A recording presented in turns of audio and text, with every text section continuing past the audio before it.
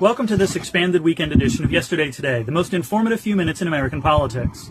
November 28th of 2025 marked the 87th day of Trump's unauthorized Caribbean war, and while his Department of Warmongering has been moderately well behaved since his campaign of assassinating foreign civilians failed so catastrophically to distract the nation from the congressional effort to release the documents and data related to Jeffrey Epstein and his global trafficking operation, it has now been revealed that during the very first lethal kinetic strike conducted on September 2nd, Secretary of War Crimes Pete Hegseth verbally ordered his death squad to leave no survivors or witnesses, specifically directing a special operations commander to, quote, kill everybody when 2 survivors emerged from the wreckage of the initial strike.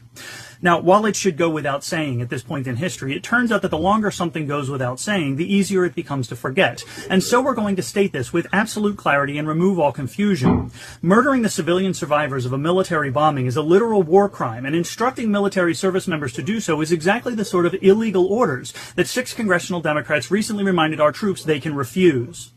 In response to the murder of Army National Guard Specialist Sarah Beckstrom by a solitary gunman who had worked with the Central Intelligence Agency before his asylum request had been approved by Trump's own Department of Homeland Security 7 months ago, that dog that hasn't barked announced to the 6.3 million bots and extremists infesting his own personal nightmarish pit of propaganda that he will permanently pause migration. Because he literally doesn't understand the temporary nature of pausing something or the decidedly untemporary nature of things that are permanent.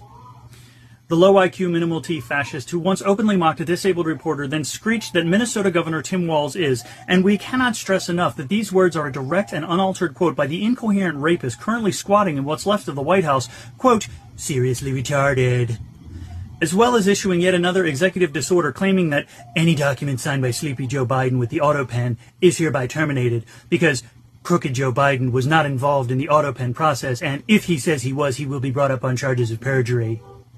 President Biden will, of course, not be brought up on any trumped-up charges of perjury, no matter what he may say on the topic, because he must be under oath in order to commit perjury, as President Bill Clinton was in January of 1998, when he lied under oath about the nature of an extramarital relationship, a crime for which he was successfully impeached on December 19th of that year, unlike Trump, who has never been under oath when he lied about all of his extramarital relationships. Insiders indicate, however, that sources around the beautiful Resolute desk in the Oval Office have indicated that Trump's cognitive decline has advanced so far that he apparently now believes that Sleepy Joe Biden and Crooked Joe Biden are in fact 2 separate individuals that just coincidentally happen to share the same name, one that is sleepy and one that is crooked. Trump is reportedly in the process of hallucinating 5 additional Joe Bidens, one that is smelly, one that is silly, one that is crazy, one that is messy, and one that is tall, that lived in a little house in the wild woods and helped a princess escape from an evil queen. And that was Yesterday Today. Tune into our next installment where we'll summarize the headlines of today tomorrow.